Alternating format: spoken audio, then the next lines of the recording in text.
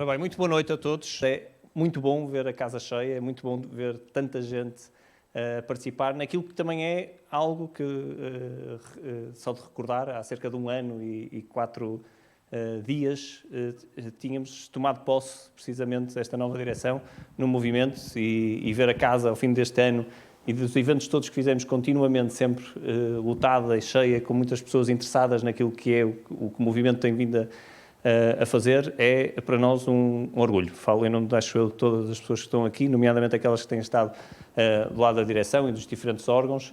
É, de facto, um bom momento.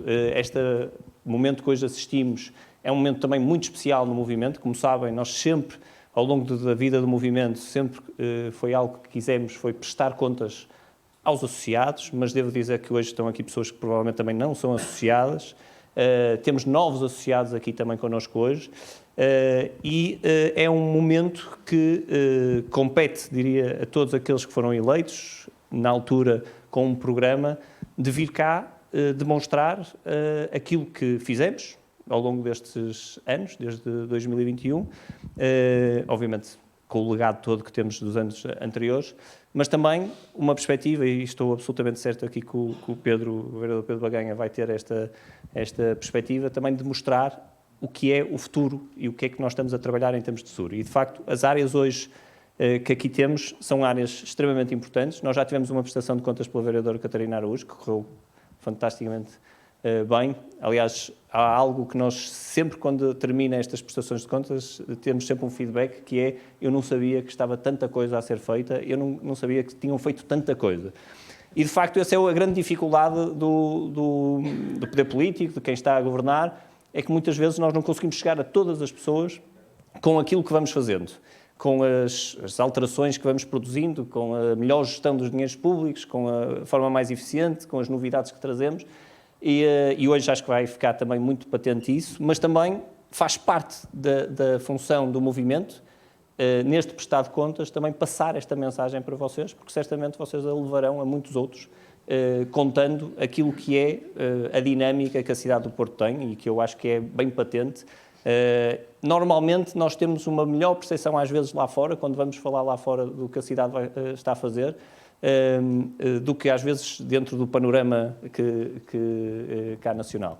Mas compete-nos a todos nós, e aí estou a falar mais para os associados, passar esta mensagem daquilo que fomos modificando na cidade, daquilo que fomos melhorando a qualidade de vida de todos aqueles que cá vivem, que cá trabalham, que cá estudam e que cá nos visitam. E é de facto esse o nosso grande mote, e acho que é isso que temos conseguido ao longo desta já mais de uma década de transformação da cidade,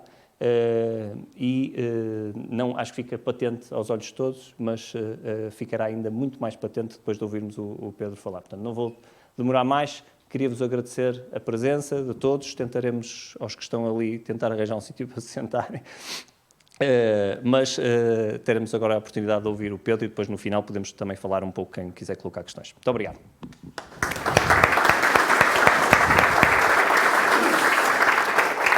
Bem, estão a ouvir? Estão. Boa noite a todos. Começo por agradecer ao Filipe e aos restantes membros da direção o convite para vir aqui mostrar a panorâmica daquilo que temos vindo a fazer neste mandato e também um bocadinho no mandato anterior. Não posso também deixar de agradecer desde já à Santa Casa Misericórdia do Porto a disponibilidade que teve em oferecer-nos esta sala para esta reunião. Eu tenho muita matéria para falar, portanto não vou demorar muito tempo nesta introdução e vou começar pelo nome dos meus pelouros. Eu neste mandato, desde 2021, a TV está não sei o quê, diz ali. A TV irá desligar-se automaticamente, 50 segundos, eu demoro um bocadinho mais do que isto. Estava eu a dizer que o meu pelouro tem estes nomes. O pelouro que tutelo desde 2021 chama-se Urbanismo, Espaço Público e Habitação. E vou separar esta apresentação nestes três grandes capítulos.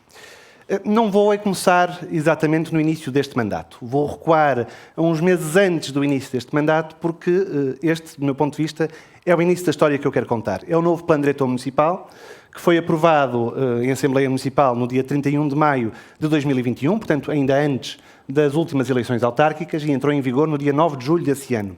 Portanto, é um plano que tem 2 anos e alguns meses. Foi um plano que demorou 6 anos a ser feito, mas, em todo o caso, é um plano que tem uma característica, é um plano já de terceira geração. Enfim, eu não vou entrar em grandes detalhes técnicos, mas, se calhar, os mais atentos ouviram nas notícias que foi prorrogado o prazo para que os municípios terminassem os planos de terceira geração até ao final deste ano.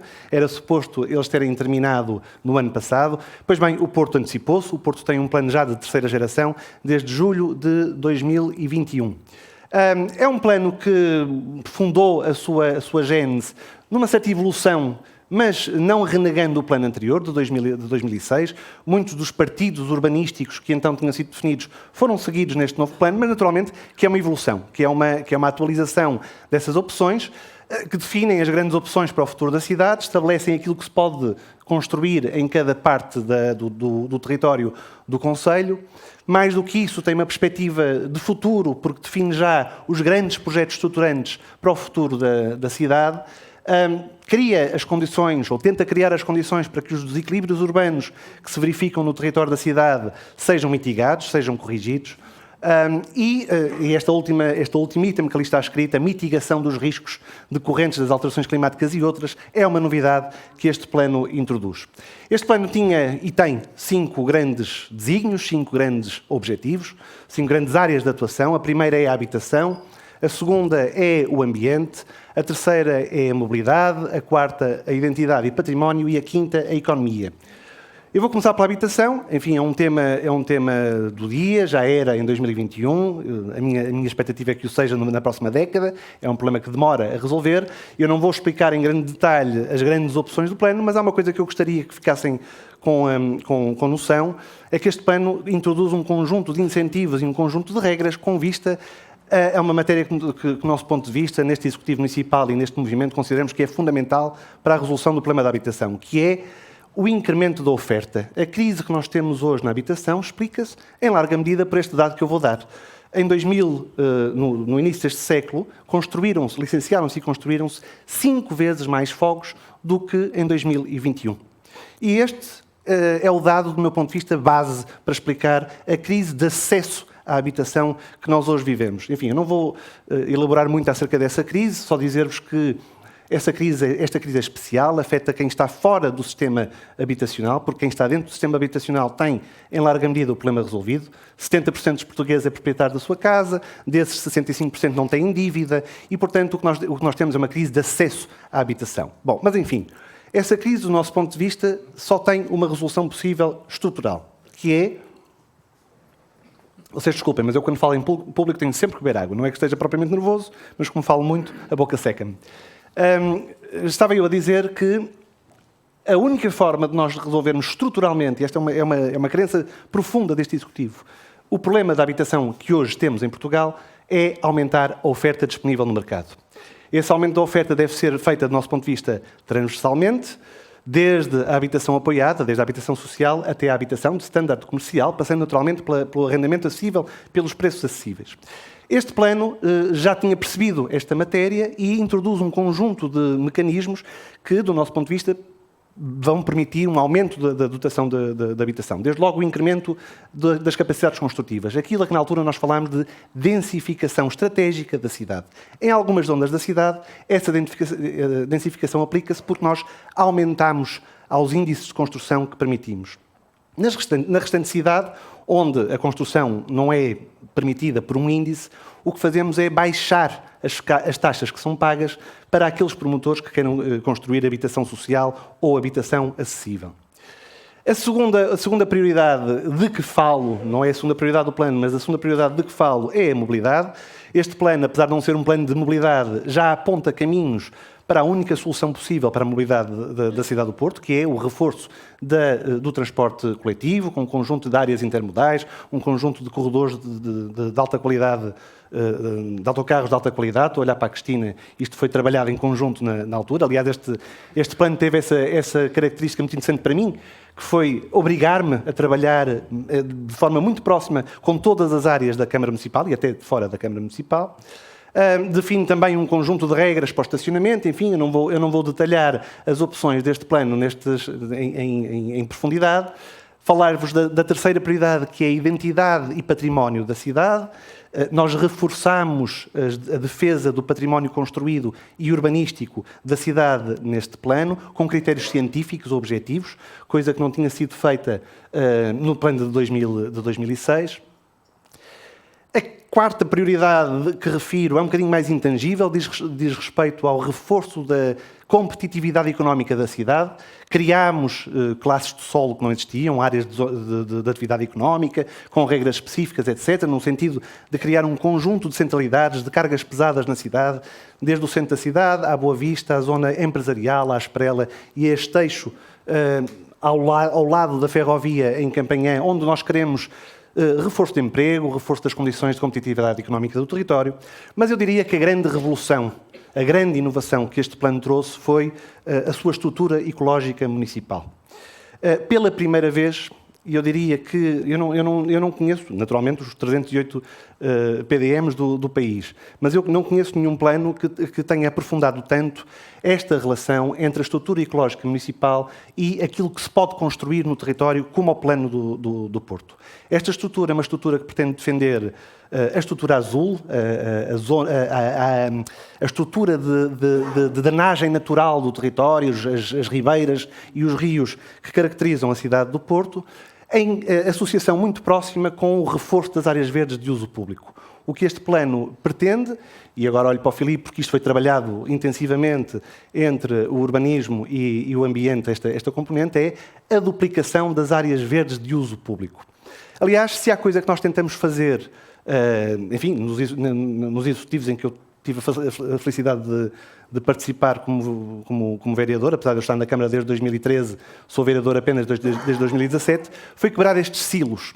Quem trabalha na administração sabe que muitas vezes há uma tendência para se isolarem as diversos reinos, as pequenas capelas, os pequenos domínios, defendendo o seu território e não estabelecendo pontos com outras áreas de atuação do município ou da administração. Nós, no município do Porto, e muito em particular no nosso executivo, tentamos quebrar esses silos. Porque a cidade é só uma, porque tudo está ligado, e quando nós falamos de economia também estamos a falar de ambiente, quando estamos a falar de ambiente estamos a falar de sustentabilidade, quando estamos a falar de sustentabilidade estamos a falar de habitação, e tudo está ligado. E, portanto, este plano é muito herdeiro deste esforço de transversalidade entre as diversas áreas de atuação do município. Entramos agora, e eu terminei o mandato anterior, apesar de termos feito muito mais coisas, mas de facto isto é uma prestação de contas acerca do mandato que iniciamos em 2021. Comecei pelo PDM porque o PDM é o guião, é o grande plano, é o grande desígnio. Grande parte do programa eleitoral com que fomos eleitos, pelo menos nas áreas que eu tutelo, emana diretamente das opções que foram plasmadas no Plano Diretor Municipal.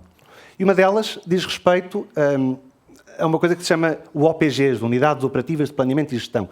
É um jargão técnico, mas basicamente estamos a falar de zonas da cidade onde é necessário haver um desenho mais pormenorizado e uma distribuição das capacidades construtivas entre os vários proprietários que existem dentro de determinados territórios. Se quisermos, é uma espécie de pequenos planos de pormenor, que foi provavelmente a componente que mais falhou no Plano Diretor Municipal anterior. Das 24 OPGs que estavam definidas no PDM de 2006, executaram-se 0. Nós mudámos a estratégia para as OPGs da cidade e, em vez de termos 24, temos 12. Em vez de termos uma determinada regulamentação que era muito estrita, era muito complicada, era muito complexa e que levou à inexistência da operacionalização de qualquer uma, simplificámos as regras, reduzimos a sua abrangência geográfica, de tal forma que fosse possível, no prazo de vigência do Plano Diretor Municipal, levar a cabo aquilo que se pretende, que é estruturar territórios que precisam dessa estrutura. A boa notícia é esta, é que nós já estamos relativamente avançados, em alguns casos até muito avançados, em mais do que estas que estão aqui. Estas são as que estão mais avançadas neste momento, é o OPG 1, a 3, a 5 e a 9, e eu começo pela primeira. A primeira diz respeito ao OPG da Avenida Nuno Álvares.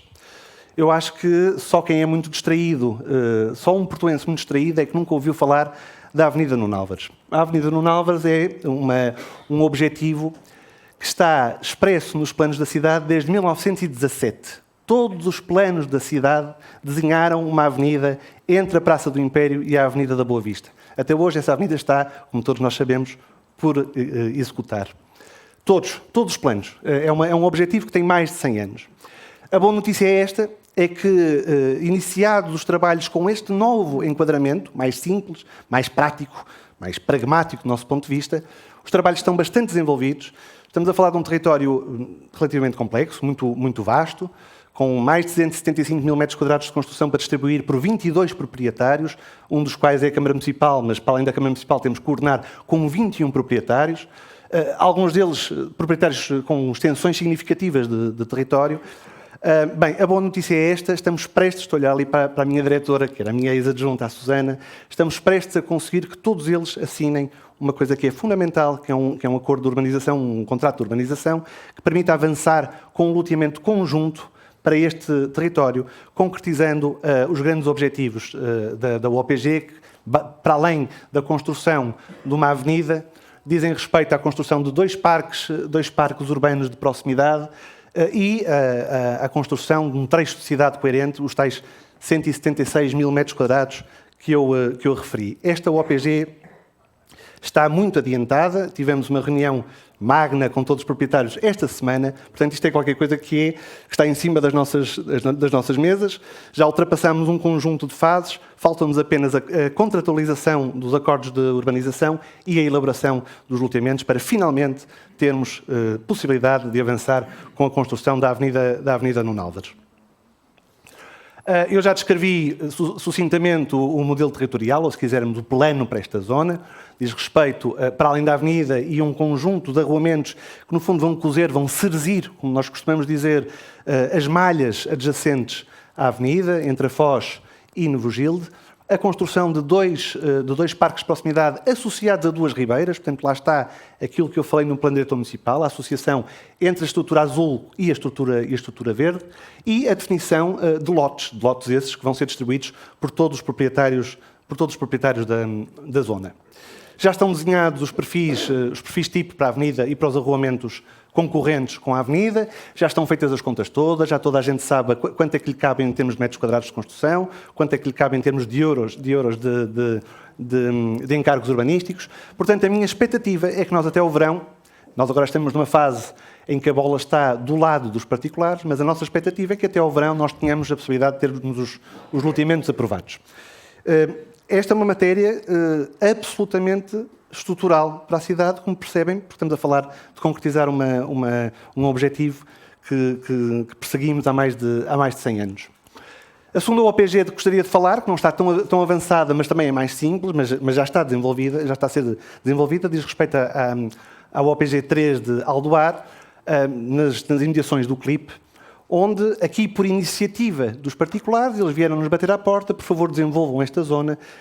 A boa notícia também é esta, o modelo territorial está a ser fechado, isto está em curso, portanto ainda não há desenhos finais, mas o objetivo é a construção de uma grande zona verde, um grande parque de proximidade nas traseiras do CLIP, garantindo área para a expansão desse colégio e a distribuição das construções na periferia desse parque de proximidade. Isto são aproximações de futuros possíveis para este território. Como eu disse, o desenho não está ainda fechado, mas o trabalho está bastante desenvolvido. Estamos a falar aqui de muitos menos proprietários do que na OPG 3. Falo de uma outra, e esta é famosa, diz respeito à OPG do Aleixo, a OPG 5.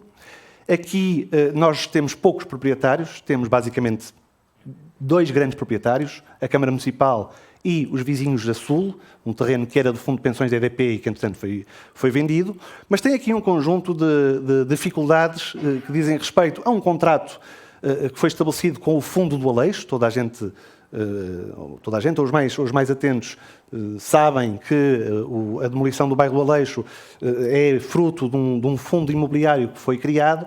Bem, aqui nós estamos a trabalhar com o fundo e com os nossos vizinhos a Sul para estruturar um território, o Vale do Aleixo, estruturado em redor também, mais uma vez, de uma zona verde.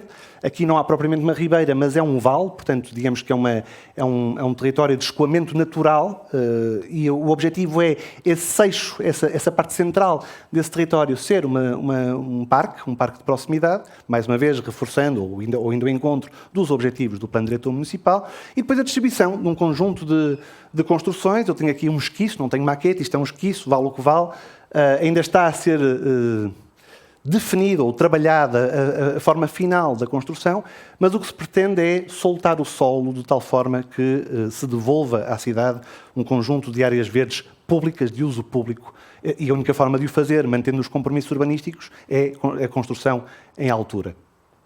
Finalmente, falar-vos de uma OPG no extremo oriental da cidade, em Contomil. Esta é uma história que quem passou pelo urbanismo sabe que é uma história terrível, um projeto que se arrasta há décadas no urbanismo. Finalmente, mais uma vez, com estas novas regras simplificadas, se está a conseguir avançar em parceria com os proprietários numa definição do futuro deste território, porque todos nós sabemos, uma das grandes prioridades no desenvolvimento do território municipal, assumido pelos executivos municipais liderados pelo Dr. Rui Moreira, diz respeito à parte oriental da cidade, que é uma das últimas zonas onde há solo disponível, onde há possibilidade de construir cidade nova. E, de facto, é o que estamos a fazer, é construir cidade nova, desta vez de uma forma programada, estruturada, planeada, e não de forma avulsa e ad hoc, como infelizmente tem sido mais ou menos regra na história do urbanismo da cidade do Porto. Estás-me a tirar a luz, Raul. Para além das OPGs, e isto é uma prioridade pessoal minha, é o reforço das capacidades de desenho, de projeto da Câmara Municipal. Estás mesmo a tirar-me a luz. Quando chegámos à Câmara Municipal, fruto de alguma incompreensão relativamente à importância das matérias do desenho, das matérias do projeto, da arquitetura, do planeamento, das engenharias, etc., a máquina de desenho, a máquina de projeto da Câmara Municipal estava muito depauperada. E, portanto, ao longo destes anos, uma das minhas prioridades foi reforçar esta capacidade da Câmara Municipal, tentando deixar até um legado que dure no futuro de intervenção ao nível do desenho, intervenção ao nível do projeto. Começámos por não ter nada, depois tivemos um gabinete de estudos, depois tivemos uma divisão de projetos. Hoje temos um departamento com duas divisões, uma de estudos e uma de projetos. Portanto, dessa forma, reforçando o quadro técnico, reforçando as competências técnicas da Câmara Municipal, porque não é concebível que a segunda cidade do país não tenha a possibilidade de projetar, de planear, não é concebível. E, portanto, essa é uma prioridade pessoal, minha. Defeito profissional, sou arquiteto, tenho essa dor, tenho que viver com essa dor, mas acredito que é fundamental que essa capacidade exista. Ora, nós, para além das tais OPGs, que são definidas em plano diretor municipal como pequenos planos de pormenor, a verdade é que há territórios que, apesar de já terem alguns compromissos urbanísticos aprovados, carecem ainda de alguma coordenação, algum desenho, algum planeamento. Uma delas é aqui muito próxima, eu não sei onde é que está a Avenida de Xangai, eu estou um bocadinho perdido. A Avenida de Xangai é para aquele lado. A norte da Avenida...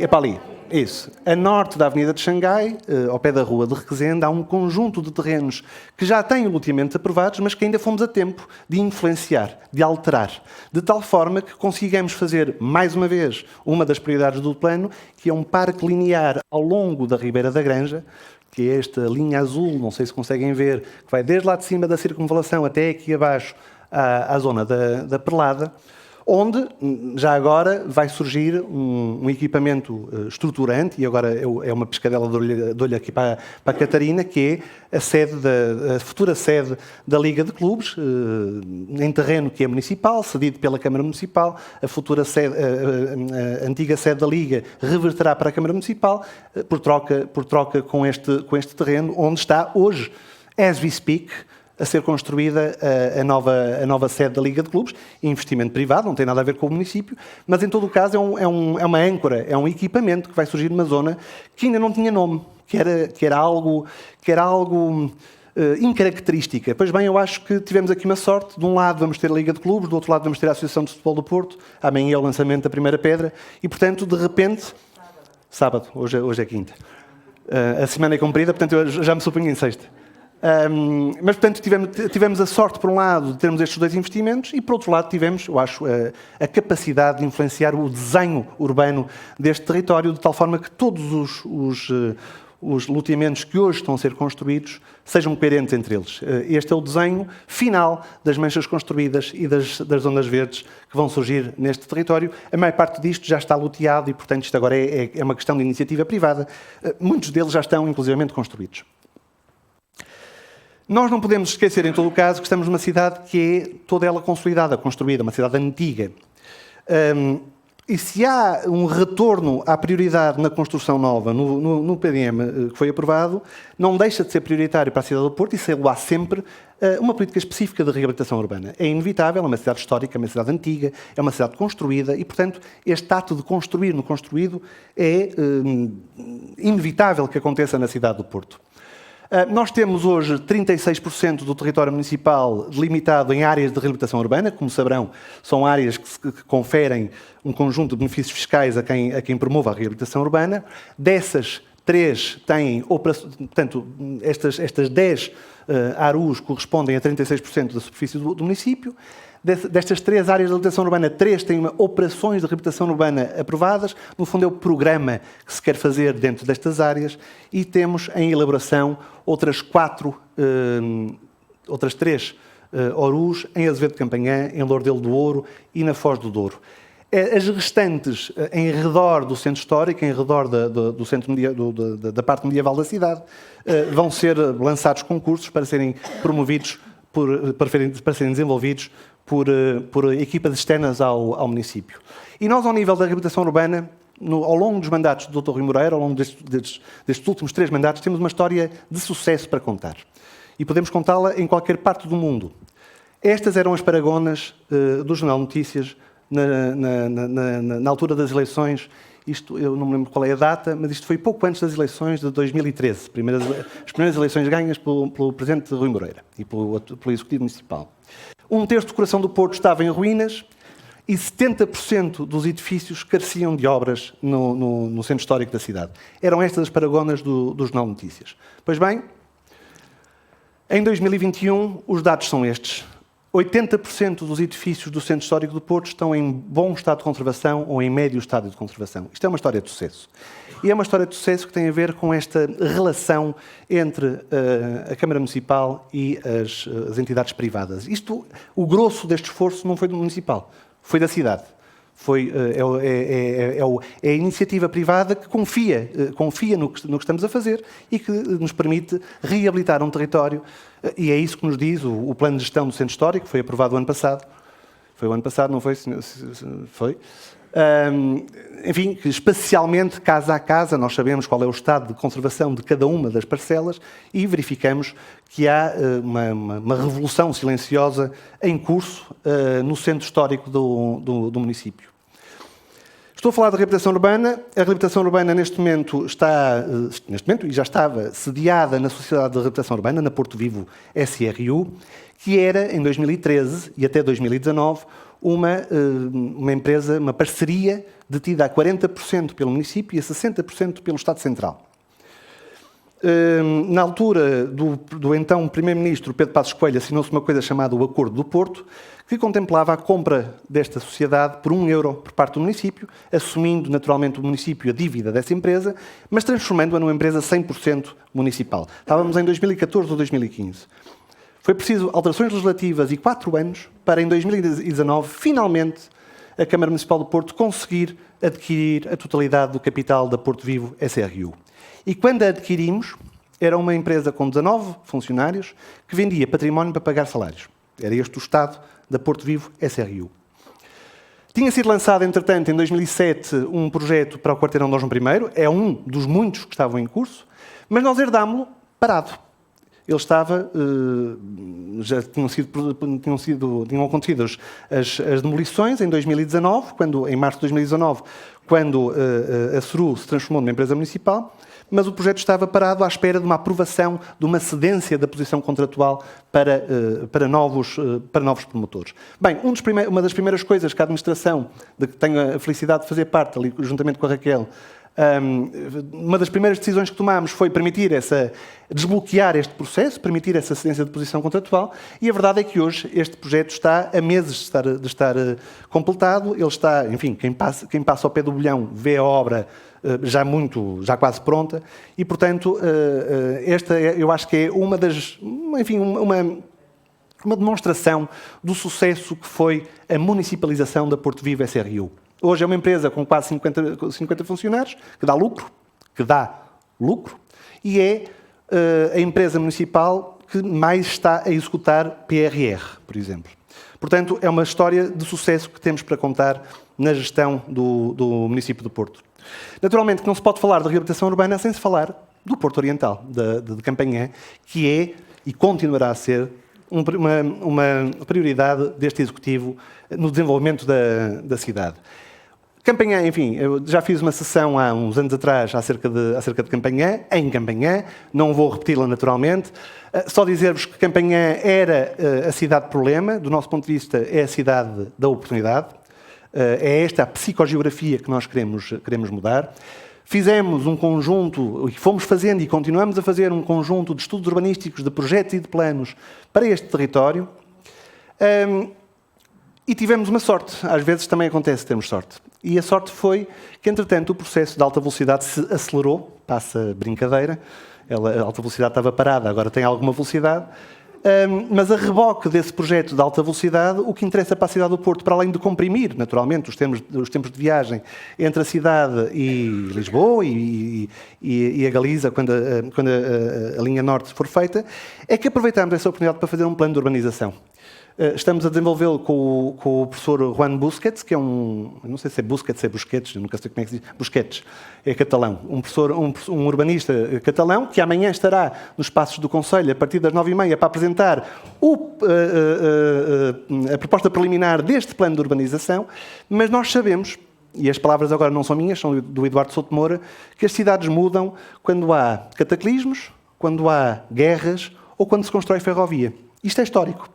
E, portanto, nós não podemos perder o comboio, passo mais uma vez a brincadeira, da alta velocidade, transformar Campanhã naquilo que deve ser. Um território qualificado, um território com menos desequilíbrios do que aqueles que existem hoje. Isto está a correr mal.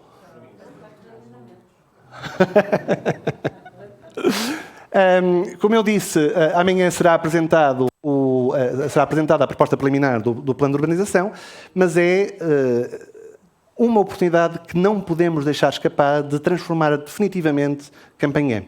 Em particular a sua estação, que é hoje uma estação só com uma frente, virada para o Ocidente. Nós vamos querer transformá-la numa estação com duas frentes, uma estação ponte, em vez de se passar por baixo, uma estação que tem um edifício por cima das linhas de comboio e com duas faces, uma Ocidente e uma Oriente, aproveitando para resolver um conjunto de problemas de mobilidade que existem na freguesia de Campanhã e que são reconhecidas, basta andar por aquele território. Há um conjunto de arruamentos novos que estão propostos, eu não vou detalhar o plano, até porque amanhã vamos falar sobre ele. Há um outro conjunto de arruamentos que carecem de reabilitação, mas o importante aqui é desenvolver a cidade a reboque de um projeto estruturante nacional e desenvolvê-la de forma planeada, programada, coerente. Esta é uma antevisão possível daquilo que pode vir a ser a face oriental da estação de Campanhã. Isto é um esquiço do arquiteto, não quer dizer que seja esta a versão final, porque isto ainda vai ser objeto de concursos, etc. Mas, enfim, a ideia aqui é uma estação virada para o centro da cidade, de repente ganhar uma segunda face para o lado nascente do território. Não podia terminar de falar de Campanhã sem falar naturalmente do equipamento âncora que está no centro da freguesia e que foi, como sabem, uma grande luta para conseguir levar a cabo e levar a bom porto o concurso de concessão que aqui lançamos, que é o Matadouro. O Matadouro está em obra, um investimento de mais de 40 milhões de euros privado, portanto, de gente que acredita em nós, de gente que veio a jogo. Enfim, o município lançou um desafio e, talvez não por acaso, teve acolhimento a esse desafio junto do tecido empresarial português e em particular da cidade do Porto.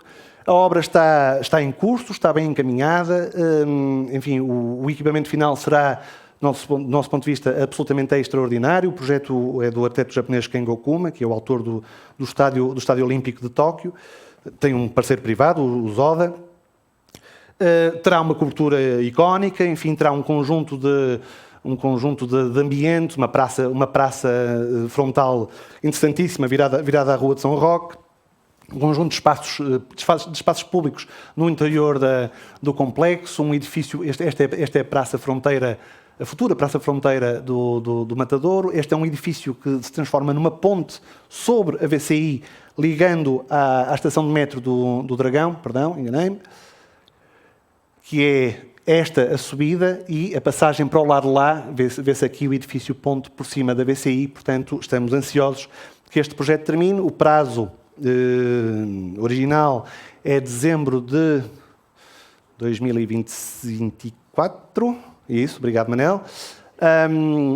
40% deste equipamento será gerido pelo município, com valências culturais, sociais e outras, e 60% será destinado à instalação de empresas. Portanto, isto é quase uma metáfora de todo um programa político em que se quer misturar a atividade económica com a atividade cultural, com a atividade social, enfim. É um projeto que muito nos entusiasma, até porque pode vir a contribuir para a tal alteração da psicogeografia que temos acerca da parte oriental. No fundo, é trazer uma operação um bocadinho sexy para o Oriente, coisa que Campanhã não está propriamente habituada. Eu quero acreditar, e acredito, que a confiança que conseguimos junto dos operadores privados, junto do sítio privado da cidade, tem muito a ver com esta matéria que eu raras vezes falo em público, que é a gestão urbanística, que são os licenciamentos, que são as licenças que vamos emitir, que é a relação direta que temos com todos aqueles que querem construir, que querem fazer alguma coisa na cidade do Porto.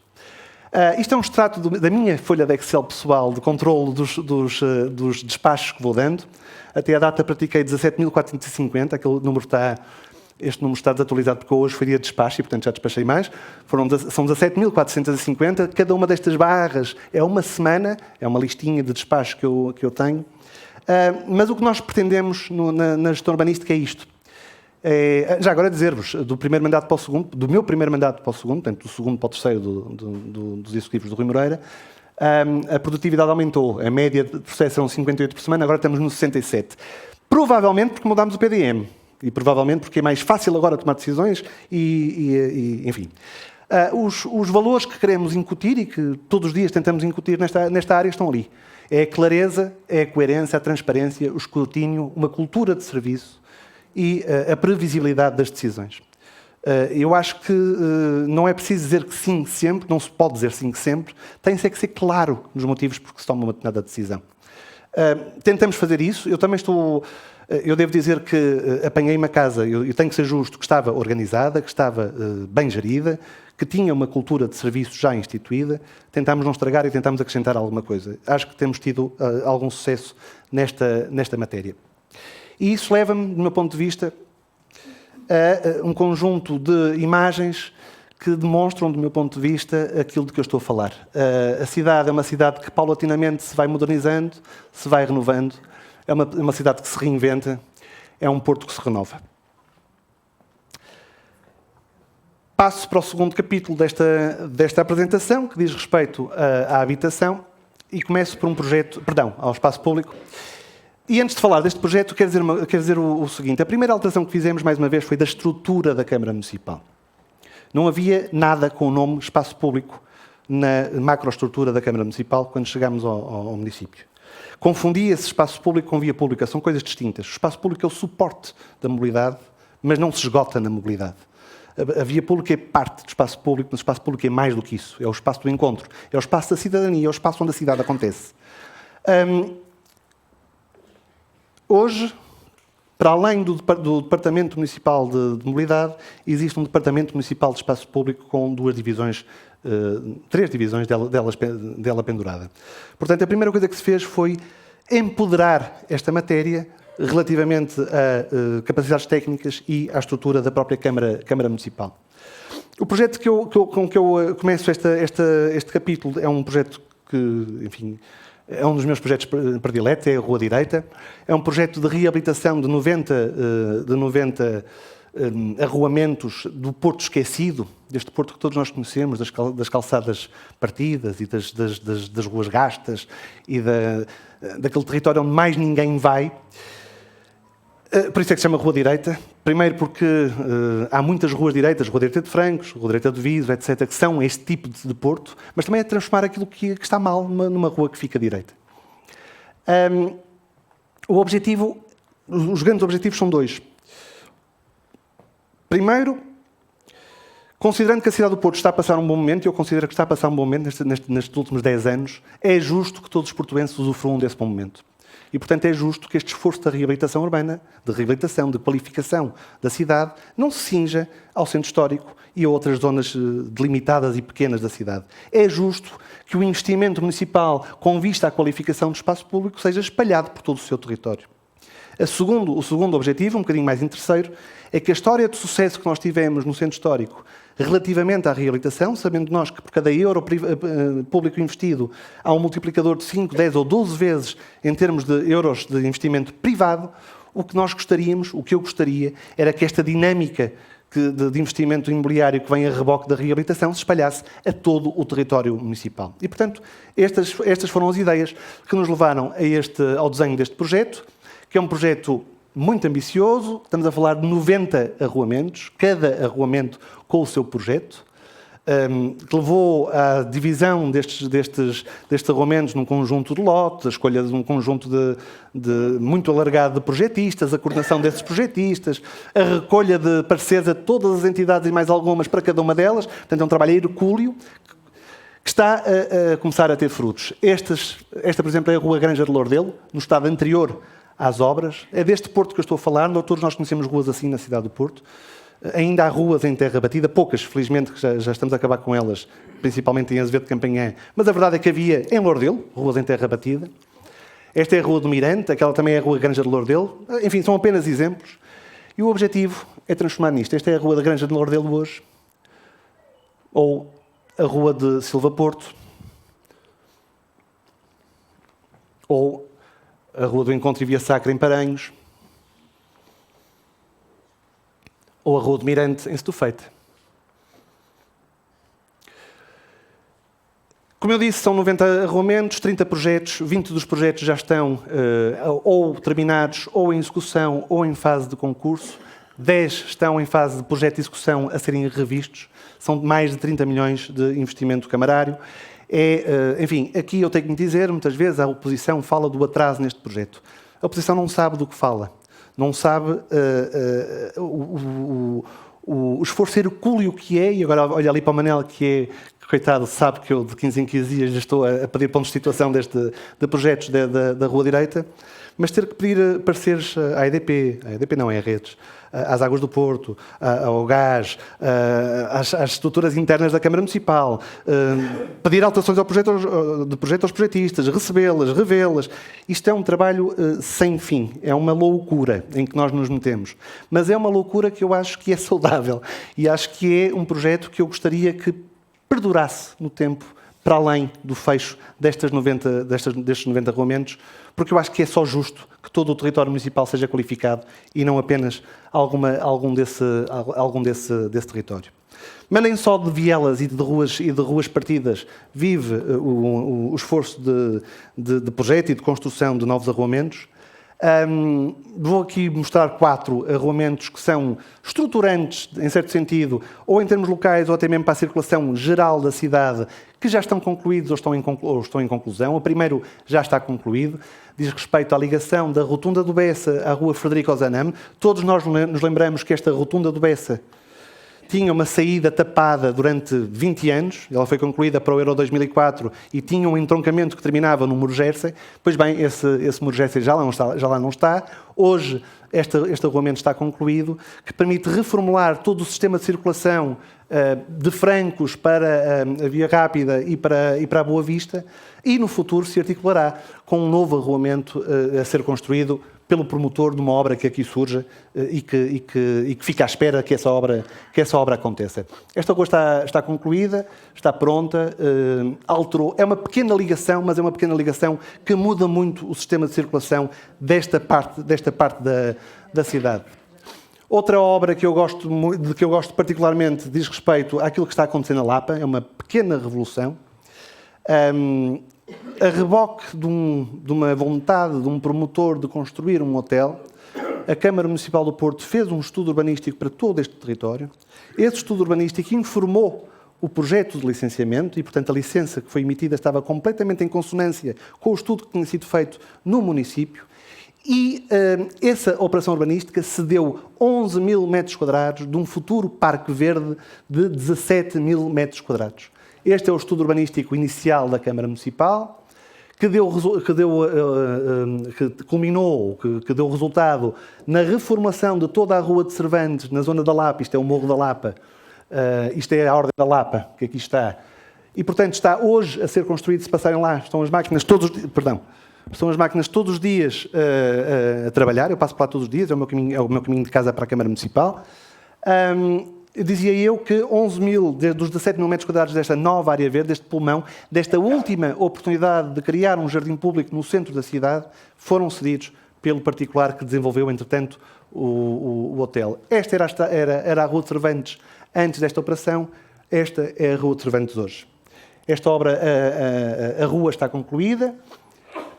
Eu não devia estar a mostrá-la porque isto é um belíssimo shortcut entre a zona da Boa Vista e a Baixa, que me dá imenso jeito. Se as pessoas a começarem a utilizar, vamos ter esta rua congestionada. Mas a rua está pronta e já agora algumas destas fotografias, do meu ponto de vista, dizem-me muito, porque temos um novo parque que está em construção, temos uma rua que foi reabilitada e que é uma rua nova, temos habitação social. Estamos a construir habitação acessível no Morro da Lapa e temos investimento privado. Isto é quase um resumo daquilo que eu estive a descrever até agora. Mas não para por aí. Este projeto é qualquer coisa que está hoje, neste momento, em cima das nossas mesas de trabalho. É um projeto, está ongoing, não há obra. É a reformulação dos acessos à zona da Asprela, à zona da universitária, a partir da VCI. É um dos pontos negros identificados num estudo que foi feito ainda no tempo da Cristina, que a Cristina tinha a mobilidade e com a IP. Estamos hoje a concretizar esse estudo em projetos. E o projeto é reformular o nó de saída da VCI, de quem vem da A3, de tal forma que não seja preciso ir à Igreja de Paranhos para se aceder à zona universitária. E, portanto, desta forma, finalmente concluir aquilo que deve ser um acesso digno à maior zona universitária da cidade. Este estudo está a ser feito a quatro mãos, entre a Câmara Municipal e a IP, mas já há um dos elementos que está em construção. Aquele arruamento que ali está em cima, que faz parte deste futuro sistema de circulação, já está em obra. E está em obra, mais uma vez, por causa de uma operação urbanística privada. Esta operação, que é uma futura residência de estudantes, está a abrir este arruamento que já vai permitir alterar o sistema de circulação na zona da Asprela e, dessa forma, aliviar os problemas de trânsito que esta zona cronicamente sofre. Um outro projeto também que eu acho significativo, que é a conclusão de um alvará de loteamento cujo número é 690. O 90 é o ano. Portanto, há 34 anos que este loteamento está por terminar. 34 anos. Na zona das Andresas. Toda a gente sabe do que é que eu estou a falar, certamente. Já viram um conjunto de pedras e... enfim. Pois bem, foi possível terminar um conjunto de diferentes que corriam nos tribunais. Depois foi possível evoluir para projetos de execução de arruamento e hoje este arruamento está em construção. A fase 1 é este estacionamento e a fase 2 é este arruamento fronteiro ao cemitério de Ramalde. É o Parque do Futuro, isso é verdade. Nem só de grandes obras se faz este esforço de cuidar da cidade, e falar de espaço público é falar de cuidar da cidade. Nós criámos no âmbito da GoPorto o ano passado, corrige-me se eu estiver enganado, Manel, foi o ano passado, uma coisa chamada o Gabinete do Espaço Público, que é esta noção de que é tão importante ter grandes obras poucas grandes obras, como muitas pequenas obras. Pequenos arranjos, de pequenas avarias que existem no espaço público, intervenções mais ligeiras, intervenções mais rápidas, que resolvem um conjunto de avarias do espaço público. Num ano, foi possível intervir em todas aquelas bolinhas vermelhas que aqui estão. As amarelas estão em curso. É responsável por coisas destas, pela pedonalização da Rua Alexandre Braga, que já não está assim, já tem árvores, fomos lá colocá-las semana passada, ou pelo arranjo dos passeios da Praça Liege, ou cruzamentos na Rua Mota Pinto, medidas de acalmia de trânsito, formalização dos famosos pilaretes que agora estão a ser retirados e transformados em passeios e em placas de circulação. Esta é a rotunda na Rua Conde de Avranches, na Asperela, ou o estabelecimento de condições de segurança nos cruzamentos, este é o caso do Campo Alegre, a beneficiação da Rua de Bonfim, a beneficiação da Rua Fernando Vaz Dourado e outras nas imediações da Machado Gomes da Costa, ou a beneficiação dos pavimentos do Terminal das Camélias, ou ainda, enfim, medidas de acalmia em Ramalde, na Avenida Vasta Gama, e esta foi uma intervenção que nos deu muito gosto, porque foi das primeiras do Gabinete de Espaço Público, a beneficiação da Rua Justino Teixeira e da Rua do Godinho, que eram veredas no tal Porto Futuro. Nós, para chegarmos ao Porto Futuro, tínhamos que passar pelo século XIX, agora já não é preciso, estamos todos no mesmo século, finalmente atualizamos a Rua do Justino Teixeira e a notícia de hoje, a segunda fase da Rua Justino Teixeira, vai ser lançado o concurso público amanhã ou por estes dias. Finalmente, quando falamos de espaço público, eu não posso deixar de falar daquilo que estamos a fazer nos bairros camarários.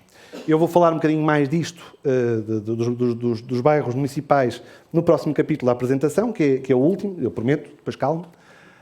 Mas, terminado um ciclo, e é um ciclo de 20 anos, portanto, aí estamos à vontade. Aqui aproveitarmos boas medidas que herdamos, de reabilitação do edificado municipal, dos fogos municipais, dos cerca de 13 mil fogos municipais que temos na gestão da Domus Social. Terminado esse ciclo da grande reabilitação da habitação, é tempo agora de olhar para o habitat, para o espaço público, para o espaço vital dos bairros camarários. Estamos a desenvolver projetos de espaço público nestes bairros que aqui estão. É a primeira fase, estamos a falar de 50 bairros, portanto temos começado de algum lado. Aldoar, Campinas, Carvalhido, Bom Pastor, Agra do Amial, Maceda, Falcão, Cerco e Monte da Bela. Na Agra do Amial a obra já começou, está em curso, mais uma vez na zona da Asperela, e estará para este ano o lançamento de novas intervenções, a título de exemplo, no bairro Bom Pastor, em Paranhos, no bairro de Carvalhido, também em Paranhos, no Monte da Bela, em Campanhã, e não trouxe mais nenhum exemplo, mas são 8. Termino este capítulo do espaço público com o regresso ao centro histórico. Estivemos a falar eu estive a tentar demonstrar que o nosso foco já não é apenas a reabilitação e o núcleo central da cidade, aí há uma história de sucesso para contar, mas a verdade é que temos que voltar a ele, porque na circunstância em que ele hoje está, ele está razoavelmente bloqueado, para não dizer muito bloqueado, pelas obras do Metro do Porto, mas a ideia é... Peço desculpa que isto, entretanto, avariou a posição. Ouve-me, não ouve? Pronto. A ideia é, quando nós reabrirmos o centro da cidade, não o podemos reabrir da mesma forma que ele funcionava antes das obras de metro. Estamos a investir como sociedade, como coletivo, muitos milhões de euros no reforço das redes de transporte coletivo, porque temos a convicção de que é a única solução possível para a mobilidade da cidade e, portanto, o que isso quer dizer é que quando regressarmos ao centro da cidade, quando o reabrirmos da sua forma final, ele não pode reabrir da mesma forma. Não pode reabrir viciado no automóvel como tem vivido até à data. E então iniciámos um estudo daquilo que era imprescindível manter-se com circulação automóvel e aquilo que não é imprescindível estar subordinado a esse modo de transporte, mais uma vez baseado no sistema de circulação do Plano Diretor Municipal. Aquilo que é imprescindível ser automóvel continuará a funcionar da mesma forma que funciona hoje, mas a verdade é que tudo o resto se quisermos, um bocadinho inspirados naquele conceito dos superquarteirões de Barcelona. Quem seja curioso do urbanismo sabe do que é que eu estou a falar. No fundo, há ruas exteriores que são de trânsito automóvel e as ruas interiores são devolvidas ao peão, são devolvidas à fruição mais humana, a uma relação mais... à humanização do espaço público, criando então uma rede coerente de percursos pedonais, sejam totalmente pedonais onde o automóvel não entra, ou zonas de acesso ao automóvel condicionado, as ZACs, que já existem, por exemplo, na Rua das Flores, ou mesmo ruas onde o automóvel pode entrar, mas vê a sua velocidade máxima limitada a 20 km por hora, com obstáculos físicos que os obriguem a andar a 20 km por hora, de tal forma que o espaço possa ser partilhado entre peões, bicicletas, trotinetes e automóveis. Porque nós sabemos, o que impede esta partilha é o diferencial de velocidades. Se nós aproximarmos as velocidades de circulação, tudo se torna mais seguro e, portanto, podemos devolver o espaço público aos cidadãos, inicialmente com um conjunto de medidas de urbanismo tático, ou seja, de sinais, de pinturas, de obstáculos, de coisas que se põem no espaço público, mas à medida que vamos fazendo projetos de reabilitação do espaço público, mudamos o próprio perfil dos arruamentos, de tal forma que seja possível esta coexistência pacífica entre modos de transporte. Estive a falar de projetos que estão em curso e obras concluídas, falo agora de planos para o futuro. E isto muito agora em ligação com uma coisa que o Filipe está a desenvolver, que é o plano de arborização da cidade, o plano de arborização do espaço público da cidade, que é um dos objetivos também já agora plasmados no plano diretor municipal. E então, em parceria entre os serviços do urbanismo e os serviços do ambiente, estão-se a desenhar programas desenhados, se quisermos, estudos prévios, programas preliminares, que venham a dar resultado em projetos de transformação do espaço público, humanizando esse espaço público. Isto, por exemplo, é qualquer coisa que podemos fazê-lo sem grande esforço. Isto é a Avenida Camilo, que é basicamente terminar com um conjunto de atravessamentos de automóveis que não fazem qualquer sentido, mantendo apenas aqueles que fazem sentido e aumentando a zona verde da Avenida Camilo. É apenas um exemplo, mas há mais áreas que estão a ser desenhadas, a Rua Rodrigues de Freitas e o Largo Soares dos Reis, a Praça Velasquez, enfim, a Praça Francisco Sá Carneiro. Enfim, há um conjunto de projetos, de planos que estão a ser já agizados, preparando a próxima leva de grandes intervenções no espaço público. E isto já agora é também qualquer coisa que nos interessa muito, planear o futuro. Quando chegámos ao município não havia planos na gaveta e, portanto, tivemos que começar do zero. O que queremos é que isto não se repita e que, portanto, que haja sempre uma dinâmica de produção de obra, mas também de perspectivar a cidade a 10, a 20 e a 30 anos. O último capítulo diz respeito à habitação e começo pelo parque existente. Isto é importante que toda a gente tenha esta noção. O município do Porto é o município do país com maior percentagem de habitação pública de todos os municípios. A média nacional é 2%, portanto, 2% do parque habitacional nacional é público. No Porto, essa percentagem ultrapassa os 10%. Se somarmos os fogos do Iru, estamos mesmo perto dos 12%. 13% da população da cidade é inquilina do município. Uma população de 30 mil pessoas. A Domus Social gera habitação para uma população semelhante à de Beja. É isto, é esta a missão da empresa. Mas para além dos quase 13 mil fogos, 12.853, a verdade é que já vamos começando a ter uma coisa que começamos do zero absoluto, que é a habitação acessível. A criação de um mercado de renda que não seja renda apoiada, portanto, que não seja renda de 60 euros, que é a média da renda paga pelos inquilinos da Domus, mas que seja renda entre os 400 e os 800 euros. Renda acessível para a classe média.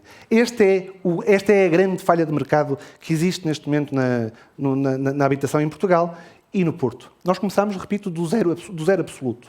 Hoje temos propriedade da SRU ou da Câmara Municipal, gerida pela SRU, 83 fogos de renda acessível já entregues, com famílias lá a viver.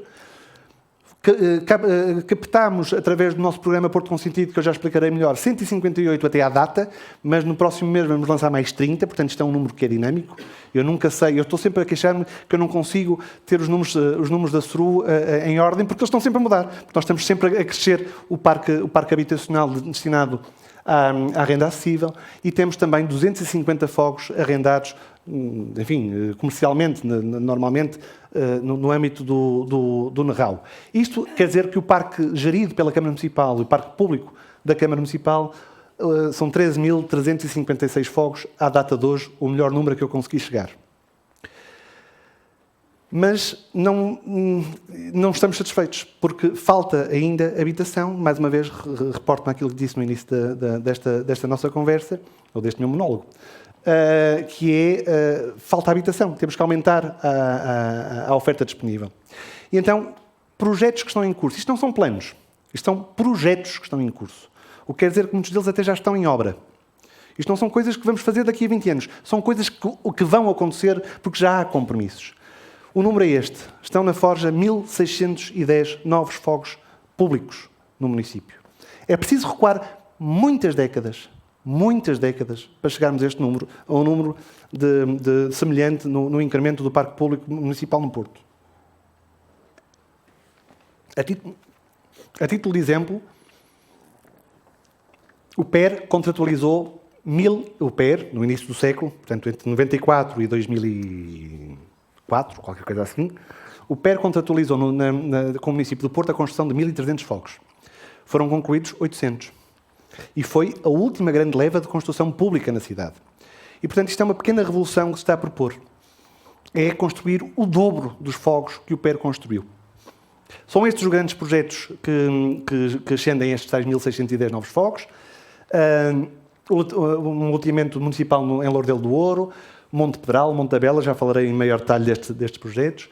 Projetos nas Eirinhas, em Faria Guimarães, a reformulação das Ilhas da Lomba, a reabilitação de fogos de volutos e construção nova, estes estão em curso, estas obras, e um programa base que se está a desenhar para o bairro do Leal, no centro da cidade. Nem tudo será destinado à habitação social ou habitação apoiada, nem tudo será para a habitação acessível, parte será ainda para a habitação social ou habitação apoiada, e é assim que se divide este número. 331 fogos para o reforço do parque habitacional destinado à habitação social e 1.279 fogos destinados ao arrendamento acessível.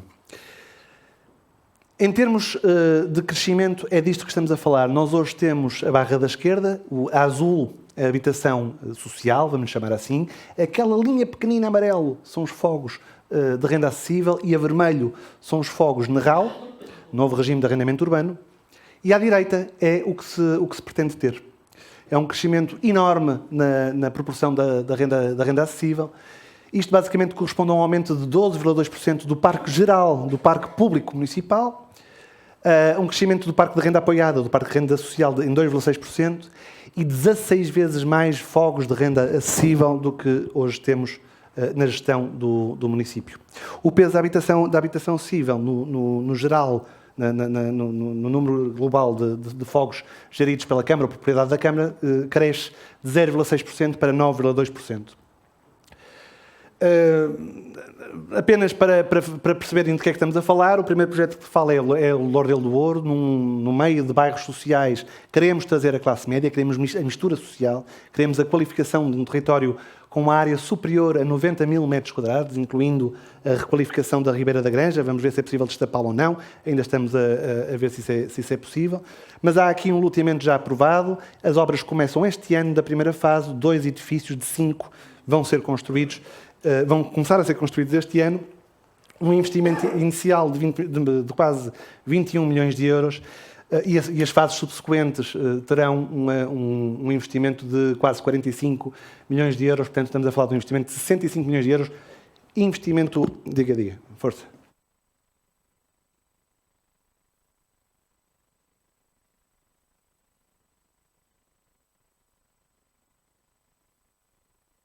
Agora, tá. Como eu disse, aquele edifício e este edifício correspondem à primeira fase, começarão este ano as obras, e mais do que isso, incluímos nesta operação a reformação de toda a zona dos bairros de Pinheiro Torres e de Lourdelo, de tal forma que consigamos finalmente fechar a duplicação da Diogo Botelho, dessa forma permitindo que a Diogo Botelho tenha um sentido e a paralela à Diogo Botelho tenha outro sentido e melhorando naturalmente todo o esquema de circulação entre a Foz e o centro da cidade, uma coisa que estava prevista desde 1962 no plano OZEL. Vamos aproveitar este projeto também para concretizar esse objetivo.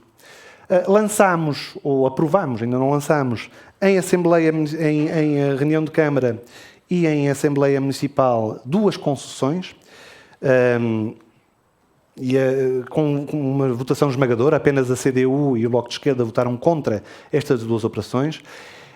Aqui estamos a convocar o tecido privado para nos ajudar a resolver o problema da habitação. A ideia é uma cedência de direito de superfície de terrenos municipais por 90 anos, a construção por parte de privados de um conjunto de mais de 600 fogos em 2 projetos e o arrendamento para subarrendamento por parte da Câmara Municipal por 30 anos desses fogos. É uma concessão que, enfim, vamos lançar isto nos próximos dias ou nas próximas semanas. Quando eu digo lançar, é publicar em Diário da República. Eu espero que tenha sucesso. Isto é uma estreia nacional. A notícia de ontem, por exemplo, foi que em Lisboa operações semelhantes não passaram na reunião de executivo e, portanto, o Presidente da Câmara Municipal de Lisboa retirou as propostas. Portanto, vamos à frente, vamos ver se temos sucesso. Eu espero sinceramente que tenhamos, porque nós acreditamos piamente e de forma muito, muito profunda que não há solução para a habitação em Portugal sem convocar a esfera privada. Num país em que 98% do parque habitacional é privado, é uma ilusão completa pensar que é a esfera pública que vai resolver o problema da habitação. Não é, é impossível. A matemática não o deixa. No Monte Pedral, no antigo quartel, para além de habitação, vamos ter uma residência de estudantes e vamos ter uma torre de escritórios. Aquela torre é suposto ser de escritórios. Não fazem parte da concessão. O que faz parte da concessão são estes 4 edifícios aqui atrás, correspondentes a um máximo de 388 fogos. No Monte da Bela, em Campanhã, que é outra concessão, nós vamos lançar as 2 ao mesmo tempo. Estamos a falar também de um loteamento municipal, que também já está aprovado. Tudo isto já passou a tramitação toda, portanto, resta a publicação em Diário da República. O modelo é semelhante. Aqui estamos a falar nem do máximo nem do mínimo, de 232 fogos, porque aqui o projeto foi feito e, portanto, sabemos exatamente quantos fogos é que cabem neste terreno. Depois há coisas mais pequenas que estão em curso. Por exemplo, mobilizando o PRR, vamos construir 32 fogos nas eirinhas de habitação acessível, que somam aos 48 de habitação social, cujo projeto já está feito e cuja obra começa este ano, no âmbito do acordo que fizemos com o Fundo do Aleixo. Ou este projeto, que é a primeira vez em 150 anos que a Câmara Municipal não tenta erradicar ilhas, mas tenta qualificar ilhas. Eu costumo dizer que nós quase que podemos mostrar a história do urbanismo da cidade do Porto ao longo do século XX com este esforço de erradicação das ilhas da cidade do Porto. Pois bem, 120 anos depois de iniciado esse esforço, subsistem 957 ilhas. 3 são municipais, 954 são privadas. E, portanto, é chegada a altura de nós percebermos que as ilhas não são um problema, porque um problema tem uma solução, são uma condição com a qual temos que viver. E, portanto, vamos qualificar estes territórios, vamos usar estes territórios para fixar população, vamos usar estes territórios para aumentar a oferta de habitação acessível, usando fundos do PRR. Esta operação era impossível de ser feita por particulares porque é cara, mas é uma obrigação que temos de cuidar do nosso tecido urbano. A ideia é transformar estas 6 ilhas, isto são 6 ilhas, já estão todas compradas e as que não estão, estamos em processo de expropriação. Portanto, este processo avança, liderado pela SRU, avança este ano, está a avançar, é transformar isto nisto. Ou, se quisermos, é construir 47 novos fogos para os 45 agregados que lá vivem. Portanto, todas as famílias saem, nós reabilitamos as ilhas, todas as famílias regressam. Sobram ainda 2 casas, portanto ainda estamos a aumentar ao estoque de habitação e estamos a aumentar a área das habitações e estamos, vejam lá, a ter habitações com quartos de banho e cozinhas, coisas que nas ilhas não existem. Portanto, é, sinceramente, uma operação também que me parece muito interessante. É uma operação, trabalhar nas ilhas é trabalhar num território de filigrana, é perceber que aqui vive o Sr. Manuel e ali a Dona Maria. Eu não sei quem são, mas a Suru sabe. Mas é um trabalho de botas no terreno, mas que eu espero que também tenha sucesso. Foi qualquer coisa que nós identificámos na ORU da Estação de Campanhã. Portanto, mais uma vez começámos com o plano, depois fizemos o projeto e agora estamos a implementar a obra. isto é o ambiente que se quer no futuro, naquele conjunto de 6 ilhas. E finalmente, não é finalmente, mas é falar-vos, estou quase a acabar, eu prometo, falar-vos de um processo que se desenvolve em contínuo, que é a reabilitação do parque imobiliário municipal, aquele que está devoluto ou em ruína. Havia este mito, não era mito, era mesmo um facto, de que a Câmara Municipal, ou as câmaras municipais, incluindo a Câmara do Porto, não sabiam de que é que eram donas.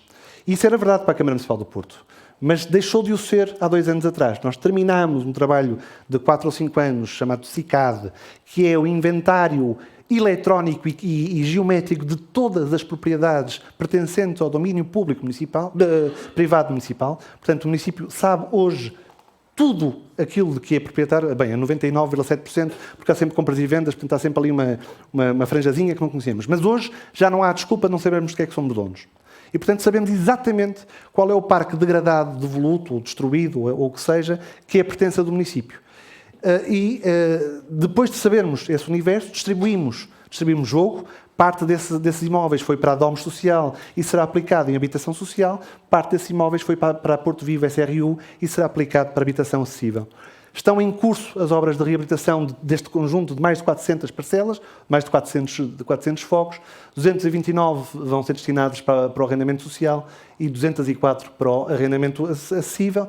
E isto é feito com um misto de fontes de financiamento, desde o PRR a fundos próprios do município, a esquemas que nós costumamos chamar o esquema do bairro Rainha Dona Leonor, ou seja, compramos obras feitas e pagamos com o terreno. Isto também há um conjunto de formas de financiamento deste enorme conjunto de operações urbanísticas que estão em curso. Já temos algumas terminadas, estes são meramente exemplos, mas há muitos mais. Termino a falar do PRR, não termino ainda, que vou falar de outra coisa brevemente. Dizer-vos que estamos a usar o PRR para tudo, para fazer obras, mas também para comprar fogos que já estejam prontos a habitar ou que precisem apenas de pequenas obras de reabilitação, umas pinturas, uns arranjos, e para colocá-los imediatamente no mercado de arrendamento acessível. Por isso é que o número está sempre em evolução. Estamos a aproveitar estes fundos também com essa finalidade, o que nos leva a taxas de execução que nos devem orgulhar. Nós temos 2 contratos no que diz respeito à habitação com o IRU em vigor no município do Porto, um da Câmara Municipal com o IRU no valor de 56 milhões de euros e outro da Porto Vivo SRU com o IRU no valor de 34 milhões de euros. Estas são as taxas de execução. 65% do contrato da Porto Vivo SRU está executado e 20% do contrato da Câmara Municipal com o IRU, que é maior o valor, também já está executado. Eu não faço ideia, mas eu arrisco dizer que não haverá muitas sociedades públicas no país que tenham estas taxas de execução. Para além do financiamento camarário via PRR, o PRR também apoia indivíduos que estejam em carência habitacional ou económica, são chamados beneficiários diretos. A Câmara Municipal, ou via SRU, apoia essas famílias na submissão das candidaturas, mas depois o financiamento é direto às famílias e já conseguimos apoiar 24 proprietários, 24 beneficiários diretos no valor de 3,3 milhões de euros. Isto, naturalmente, nunca descurando a manutenção diária, corrente, cotidiana do parque público que já é nosso. E este é um número que eu acho que representa bem este esforço. Desde 2014, em termos acumulados, já investimos 184 milhões de euros na reabilitação do parque público de habitação. Só no ano passado executámos 20,3 milhões de euros na manutenção dos 50 bairros camarários e das outras habitações dispersas que temos na gestão da Domus Social. Este número eu já referi. Temos 241 fogos arrendados com renda acessível, 158 deles, enfim, angariados via Porto Consentido, que é um programa de arrendamento e de subarrendamento. Portanto, nós arrendamos aos proprietários fogos que estejam prontos a habitar e depois subarrendamos pelo exato valor a famílias que sejam elegíveis para o arrendamento acessível, para a renda acessível. Portanto, isto teoricamente, teoricamente é uma operação que custa 0 ao município. Não é porque nós temos uns subsídios à renda, que agora não vou detalhar, mas não interessa muito. Mas tem uma vantagem para o proprietário, que é a garantia que recebe a renda a tempo e horas, a garantia de que nós devolvemos os fogos no prazo de 5 anos. Está aqui a Isabel, que é uma proprietária que contratualizou com a Porto Vivo no âmbito deste Porto Consentido. É um programa muito interessante, é o único programa de arrendamento e subarrendamento que está a funcionar no país, tanto quanto eu saiba. Então, se compararmos com o programa do Governo, que copiou, mas copiou mal este programa, este claramente tem um sucesso que o Nacional não tem. E este é mesmo o último slide, eu garanto, para apoiarmos todas estas operações de reabilitação de habitação, designadamente os beneficiários diretos, mas não só, aquelas pessoas que queiram candidatar-se a rendas acessíveis, candidatar-se a fogos acessíveis. Criámos uma coisa que chamamos o balcão da habitação acessível na loja do cidadão. É a primeira loja que se vê quando se entra na loja do cidadão. Criámos lá um ano, em dezembro de 2022. Durante o ano de 2023 fizemos quase 8.000 atendimentos e resultou em 24 beneficiários diretos apoiados pelo PRR. Não queria terminar sem dizer que é verdadeiramente um gosto cumprir esta obrigação democrática de prestar contas de como utilizamos o tempo e de como utilizamos o mandato que os eleitores do Porto resolveram dar-nos. É um gosto falar das áreas que tutelo. Espero não vos ter amassado muito e espero ter-vos dado uma panorâmica. Eu fui muito pela rama. Eu posso estar aqui a noite toda a falar de cada uma destes capítulos, mas espero que tenham ficado com uma noção daquilo que no pelouro que eu tutelo vamos fazendo. Não posso deixar de terminar sem agradecer às pessoas que trabalham comigo, desde logo ao Cristóvão, que é o meu adjunto, à Susana, que foi minha adjunto e agora é a minha diretora, à Antónia, que é a minha secretária, que está ali, coitada, que me atura todos os dias, às administrações das empresas que eu tutelo, aos meus diretores, a todas as pessoas da Direção Municipal de Urbanismo e dos Departamentos de Mobilidade e Espaço Público. Enfim, é muita gente, é muito trabalho, mas eu acho que estamos a tentar fazer a diferença na cidade e espero consegui-lo no final destes mandatos. Muito obrigado.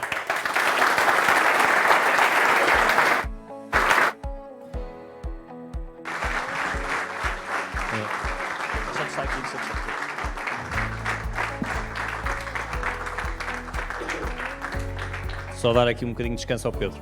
E pedir desculpa às pessoas que estão em pé. Eu acho que já não há mais cadeiras mesmo. Pedir desculpa, mas acho que mereceu. O que o Pedro terminou de dizer é absolutamente verdade. Eu acho que o Pedro o que apresentou foi aqui um décimo daquilo que ele se calhar trabalha, é verdade, e teria muito mais horas, muito mais dias para estar aqui a falar, mas há uma coisa que acho que ficou transparente, que o Pedro é transparente quando fala das coisas, é que ele dedica-se de corpo e alma a transformar a cidade, a fazer o melhor pela cidade, e isso acho que ficou aqui muito bem patente nesta apresentação, e portanto acho que temos todos que agradecer o trabalho de muitos anos. Eu quero agradecer a confiança. Aqui ao Pedro.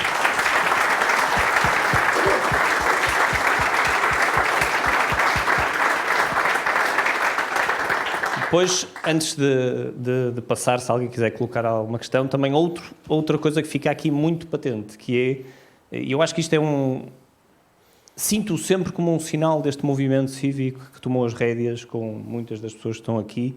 Eu vejo o anterior presidente aqui do movimento também,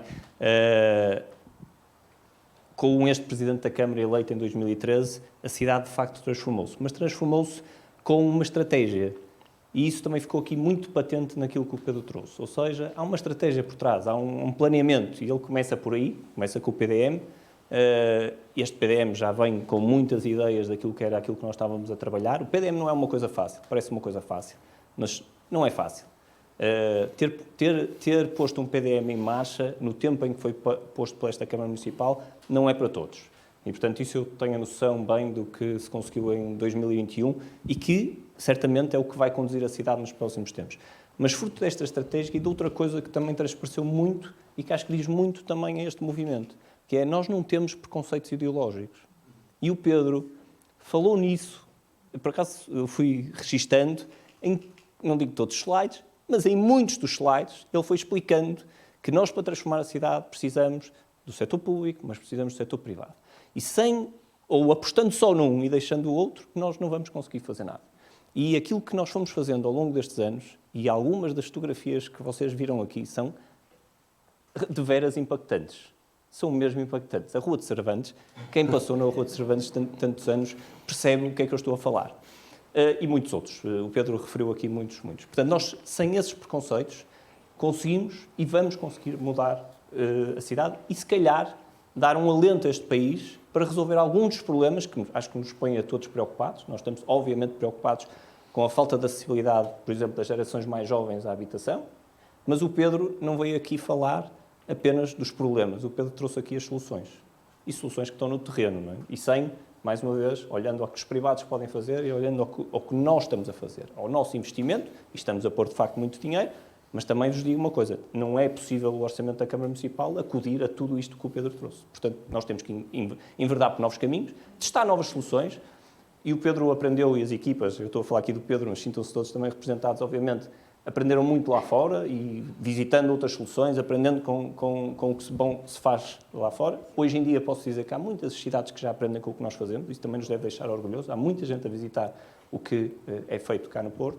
E, portanto, só queria terminar dizendo isso, que acho que ficou muito claro naquilo que foi a apresentação por parte daqui do Sr. Vereador.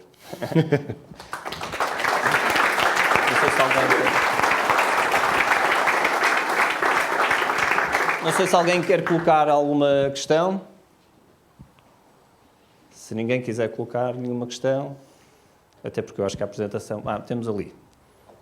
Sr. Arquiteto Carlos Pátio, se calhar passava-lhe ao microfone, se nos importarem, para atrás, só para todos os ouvidos.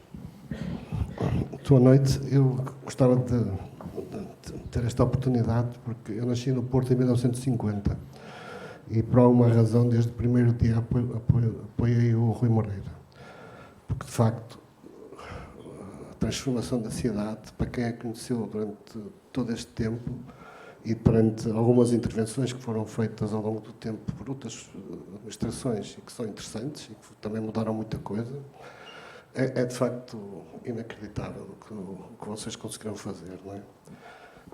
E, portanto, o que eu acho é que há um problema muito complicado de resolver nas cidades que eu não sei como é que se resolve, mas acho que devia ser resolvido. Cada vez estamos a sentir mais a dificuldade que as intervenções urbanas particulares têm de conseguir perceber o sentido dos espaços e fazer a arquitetura adequada a esses espaços. Cada vez mais nós vemos cada intervenção individual a pôr-se em bicos de pés e a dizer que estou eu e sou melhor que todas as outras. E isso, quando há determinado tipo de restrições em termos estéticos, como centro histórico, etc., é possível de alguma forma intervir, às vezes até de uma forma maniatadora das possibilidades de transformação que também eram possíveis. Mas, quer dizer, quando vejo esta coisa de dizer... Eu sou arquiteto, não é? Quando vejo esta coisa de dizer que o arquiteto tem uma responsabilidade, no meu tempo dizia-se que tinha uma responsabilidade social importante, essa responsabilidade advém do facto de nós, quando fazemos qualquer coisa, as outras pessoas vão ter que... Levar connosco. Levar connosco. E, quer dizer, o médico faz uma operação, mata um doente, resolve-se em tribunal, ou na polícia, onde for. E só entre essas pessoas.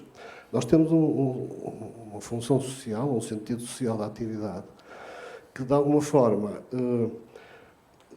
tem que ser cortado, ou deve ser cortado, ou pode ser cortado. Antes havia as comissões de estética, não sei o que, havia uma série de coisas que eram muito difíceis. Eu acho que isto, não conheço como é que se resolve em nenhuma cidade, e acho muito difícil de resolver, por causa deste conflito entre o que é o sentido coletivo da intervenção e a possibilidade individual de o fazer, mas acho que se calhar o Pedro Baganha conseguia pensar nisso. Não, quer dizer, isto é um território complexo, porque eu acho que as comissões de estética não são para repetir. Porque eu costumo dizer, eu não sou curador de arquitetura, ou antes, até posso vir a ter esse papel. Neste momento não sou curador de arquitetura, sou vereador de urbanismo e, portanto, o que eu tenho que garantir é que tudo está dentro da lei. É esse o meu papel. Agora, eu percebo o que o Carlos está a dizer, porque num país que tem a cultura de planeamento tão débil como é a nossa, Isso explica, aliás, muito dos problemas que nós temos ao nível do licenciamento e dos atrasos no licenciamento. Porque muitas vezes se fala que o licenciamento nos países A, B ou C é muito mais rápido que em Portugal. Pois é, mas entretanto, antes da fase de licenciamento, tiveram-se 3 ou 4 anos a fazer planos e, portanto, quando vamos construir já sabemos o que é que se pode construir. Ora, nós não temos essa cultura do plano, do planeamento. Apesar de tudo, em Lisboa e no Porto ainda foram existindo planos. Agora, se formos para esse país fora, de facto, essa cultura é débil.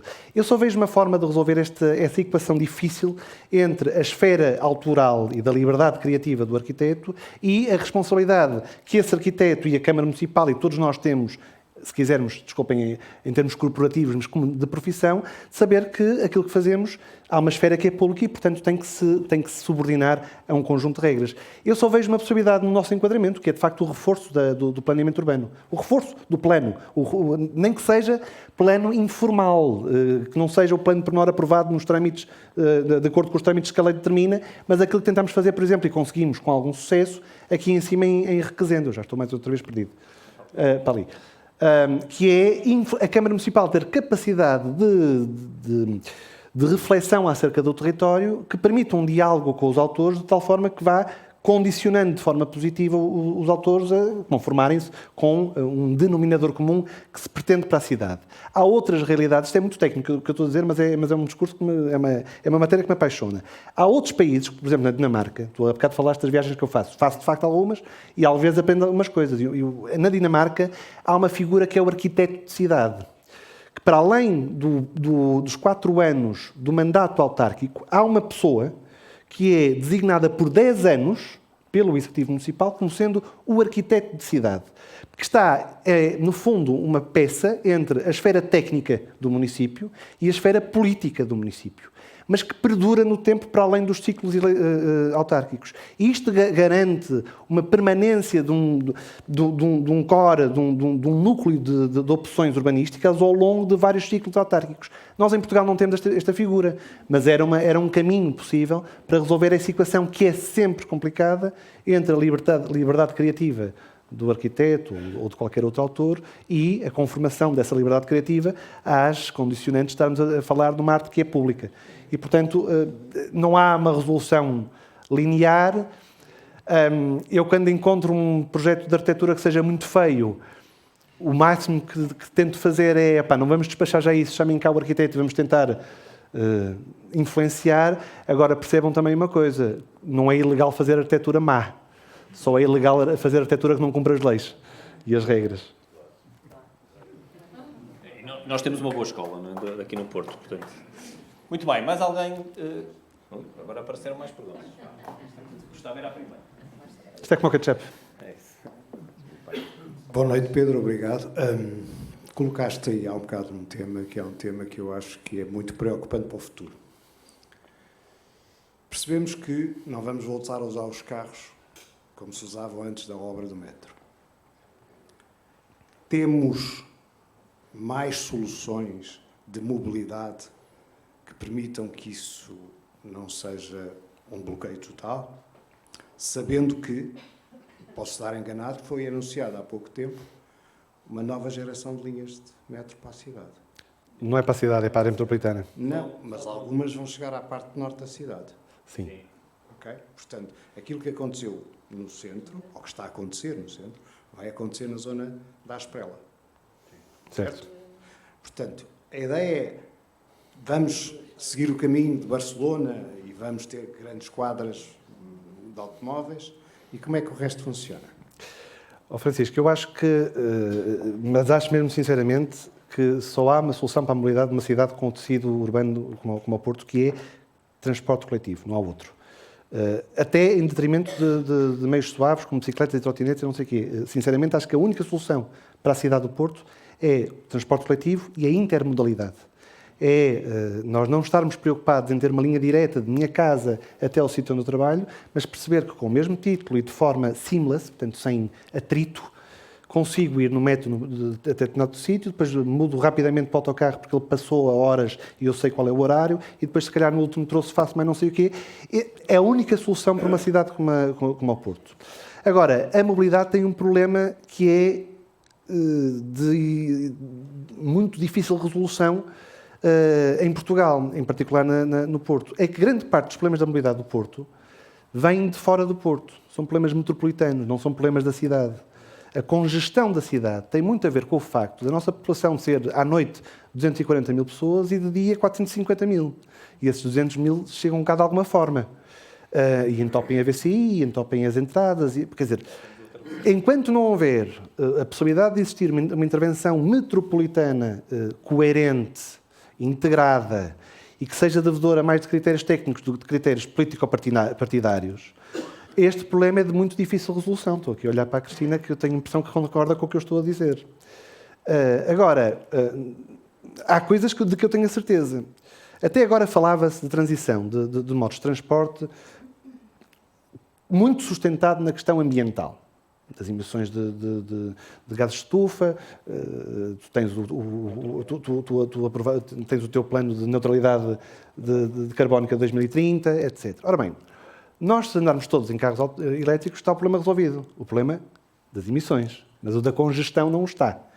E, portanto, mesmo que a gente consiga resolver o problema ambiental ao nível das emissões de gases de estufa, não tenho dúvida nenhuma que esta transição para outra forma de nos movermos no território tem que acontecer.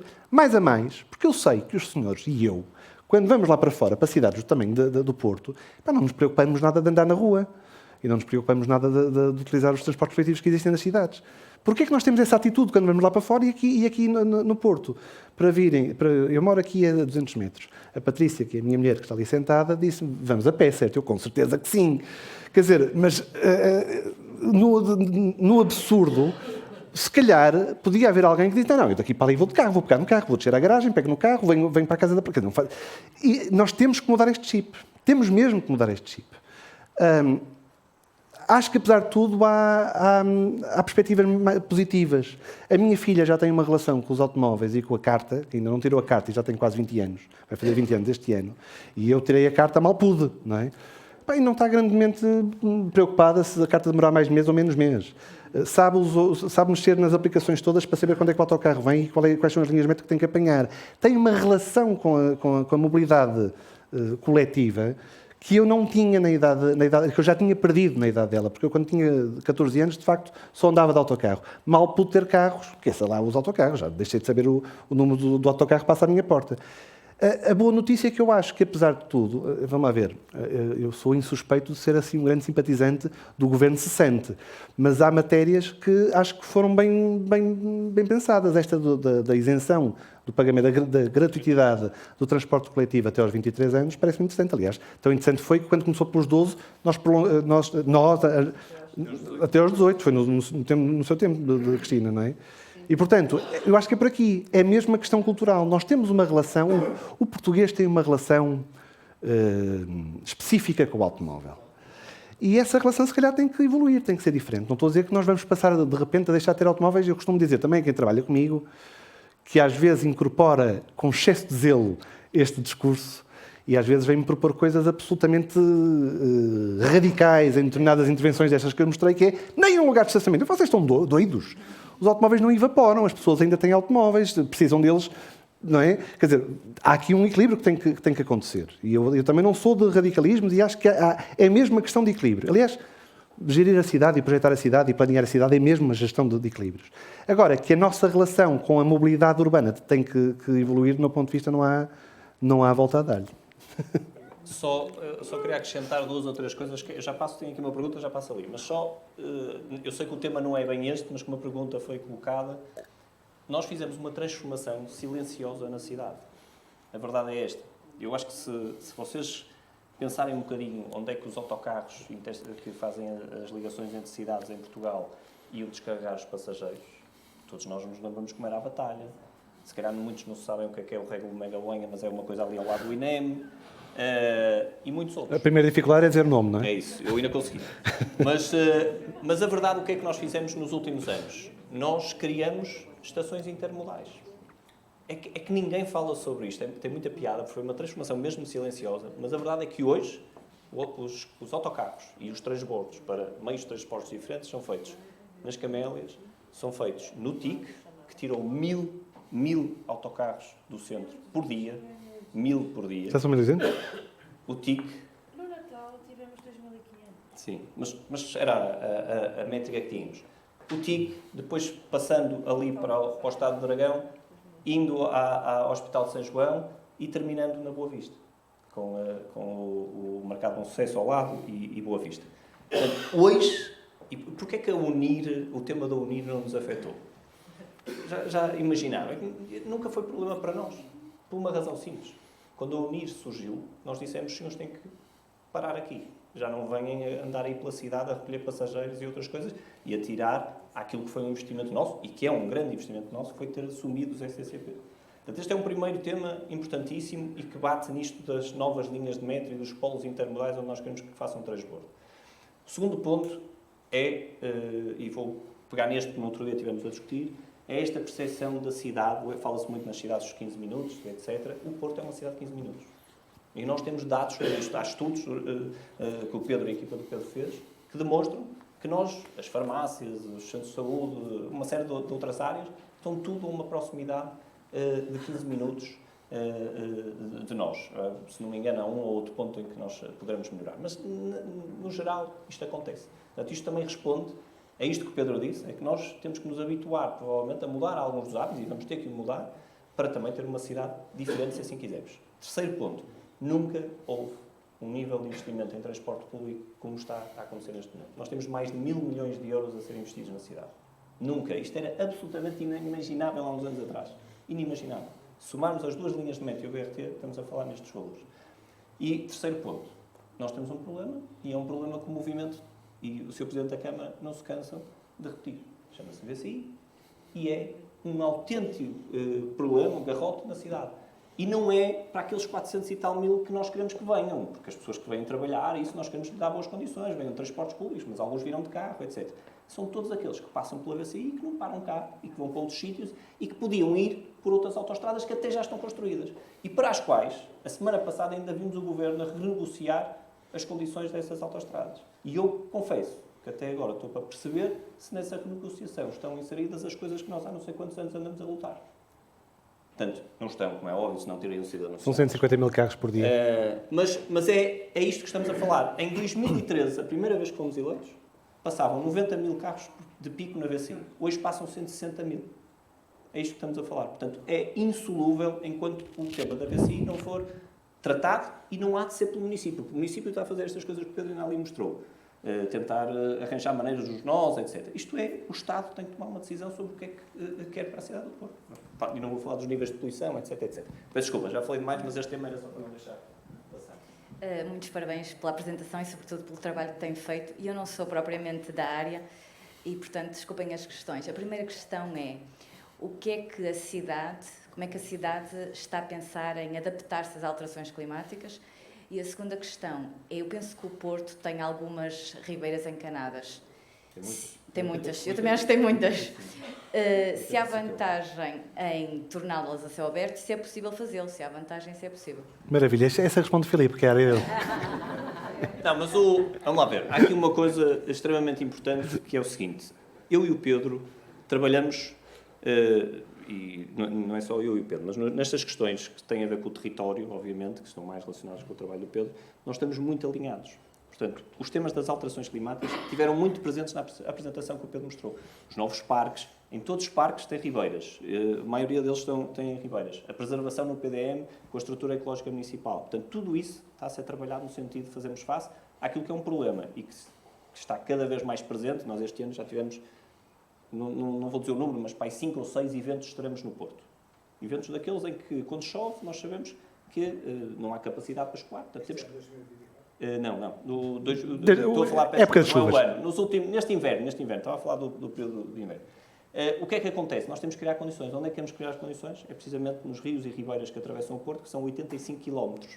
Nós temos 85 km de rios e ribeiras pelo Porto. Portanto, sim, vamos tentar reabilitar e trazer à superfície onde não podemos, porque há sítios onde não podemos. Claramente é uma cidade densa e construída, portanto há sítios que elas passam lá por baixo e vão continuar a passar, mas há outros sítios onde vamos tentar fazer isso. Tinha ali... Muito obrigado. Também agradecer e dar os parabéns pelo trabalho feito, mas o que aqui me trazia era o seguinte: foi publicado há 10 dias o novo regime, a nova reforma de simplificação dos licenciamentos no âmbito do urbanismo e ordenamento do território e indústria. Saber em que medida é que isto poderá prejudicar ou afetar ou levar a uma necessidade de repensar e em que termos o trabalho que está a ser desenvolvido e bem. Segunda-feira vou a Lisboa falar sobre esse assunto. Vamos lá ver.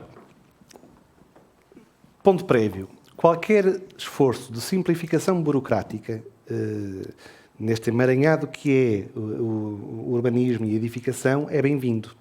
De simplificação, de racionalização, etc. Este é o ponto de partida da conversa. Quer isso dizer que aquilo que está em cima da mesa foi bem feito e não tem problemas? Não, tem problemas, e alguns são problemas muito graves para a esfera, mais para a esfera privada do que para a esfera pública. Dou um exemplo. Acabaram-se com as licenças de utilização. É uma figura que deixou de existir, cessou a sua existência. O que quer dizer que os senhores, próxima vez que fizerem uma escritura para comprar uma casa, uma vez que não é obrigatório ter uma licença de utilização, podem estar a comprar uma casa ou uma propriedade com obras ilegais. E depois não são legalizáveis.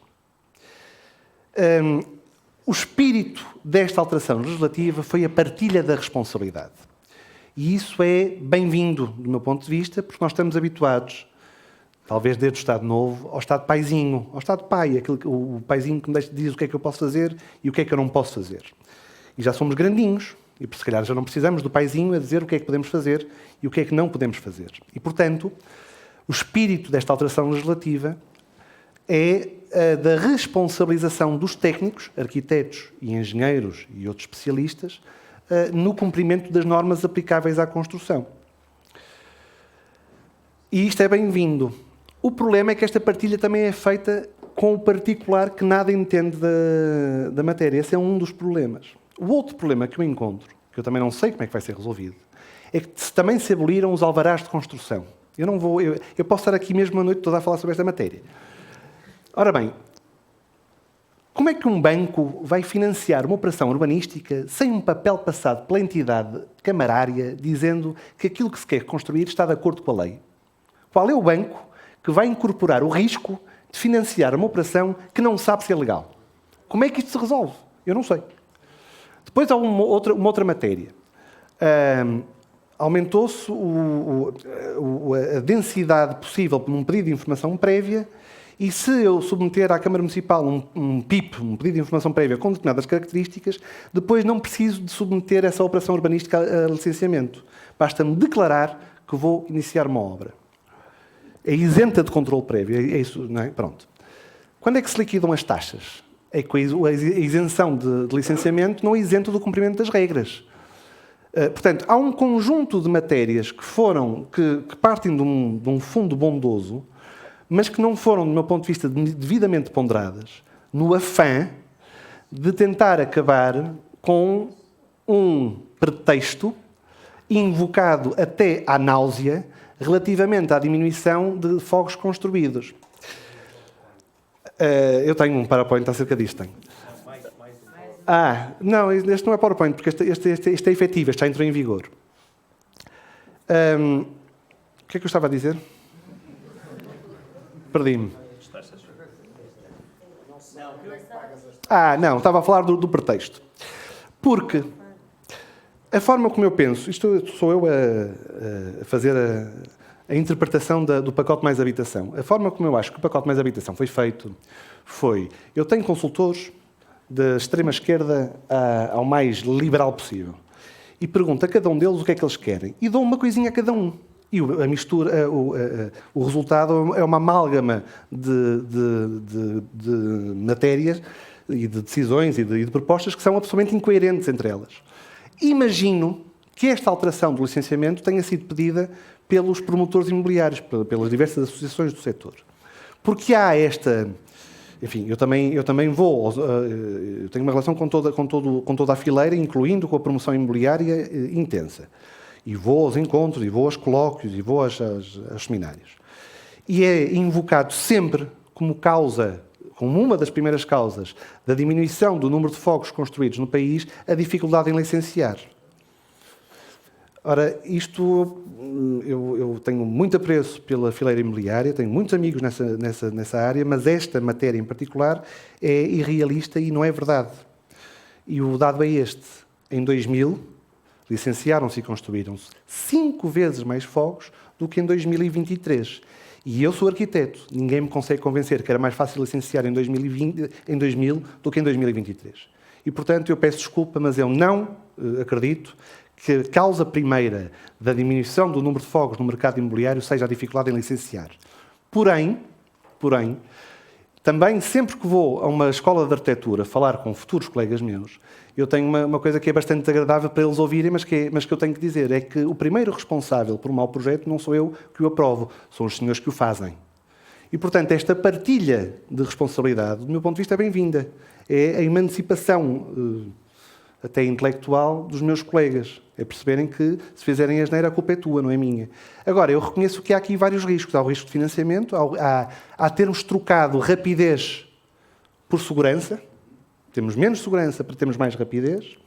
E temos um outro risco, do meu ponto de vista, que é a progressiva degradação da qualidade do meio em que vivemos, designadamente das cidades e do campo, porque lembremos-nos do que era o país na década de 80, com o conjunto de esqueletos de betão de obras inacabadas por esse país fora e por essa cidade fora, e agora que o foco da fiscalização não é prévia, mas é sucessiva, ou seja, eu não afiro a legalidade daquilo que é construído antes da licença, mas apenas a posteriori, depois da obra começar, vamos começar a ter muito mais obras embargadas. E, portanto, vamos começar a ver muitos mais esqueletos de betão na cidade. Porque, vamos lá ver, há muita gente séria nesta fileira, mas também há muito pato bravo. E é destes segundos que eu tenho medo, não é? Portanto, sim, sou razoável. Acho que o fundo é bom, é bondoso. A forma como foi construída a reforma legislativa foi atabalhoada e desconfio que daqui a 2 anos estamos a ver uma alteração a esta lei. Muito bem. Então vou dar a palavra, a última pergunta, para ver se terminamos às 11, para não ser também demasiado tarde, mas... última. Boa noite a todos e parabéns pela apresentação muito detalhada.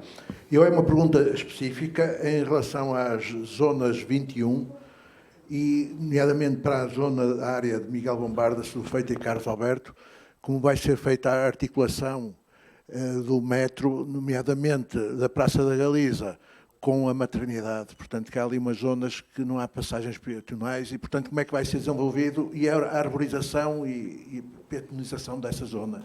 Era só isto. A resposta rápida a essa pergunta é: o metro vai contemplar um elevador desde a cota da estação de metro da Galiza até à rua lateral à maternidade, ao CMIN.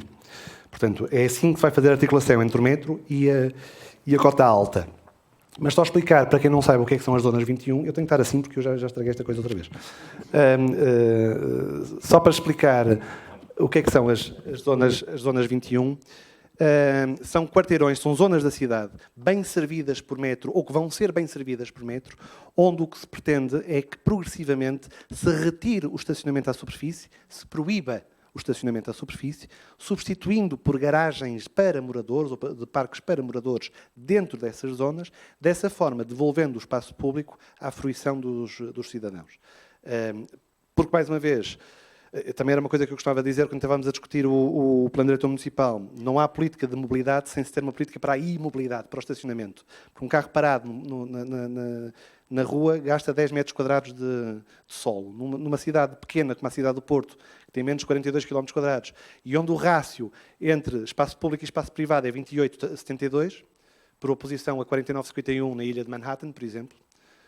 Metade da ilha de Manhattan é domínio público. No Porto, 28% da superfície é domínio público. Quer dizer que o domínio público é um bem escasso e que deve ser usado com parcimónia e com racionalidade. Ora, não é racional nós gastarmos 10 metros quadrados para termos um automóvel parado sem qualquer utilidade que não seja sair ao sábado e ao domingo. E, portanto, nós temos que, progressivamente, também nos vermos livres do estacionamento on-street, substituindo por estacionamento cilado, seja em parques a construir pelo município do Porto, seja em garagens que já existem de recolha, que estejam subaproveitadas e que sejam arrendadas e subarrendadas, que é o caso dessa Zona 21, mas também nessa Zona 21, por exemplo, nós já identificamos, já nos foi proposto a compra de um estacionamento num empreendimento, que eu não vou detalhar onde é para não aumentar o preço, mas já nos foi proposta a aquisição de um parque de estacionamento de um empreendimento urbanístico já construído, que está devoluto, com quase 300 lugares, e nós vamos comprá-lo, já acertámos o valor, e, portanto, vamos iniciar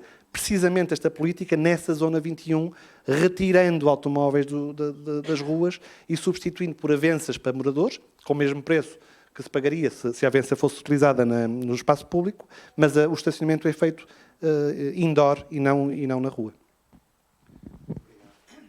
Isto também é uma grande transformação naquela zona que falou, portanto é precisamente uma grande aposta, sabe, numa zona que é a zona criativa também, uma zona que nós muito apreciamos. Muito bem, a noite já vai longa, eu queria reiterar, primeiro queria agradecer obviamente à Santa Casa da Misericórdia que nos disponibilizou este espaço que é lindíssimo, exíguo pelo aquilo que eu depois pude perceber, mas espero que também não tenham ficado chateados de estarem um bocadinho em pé.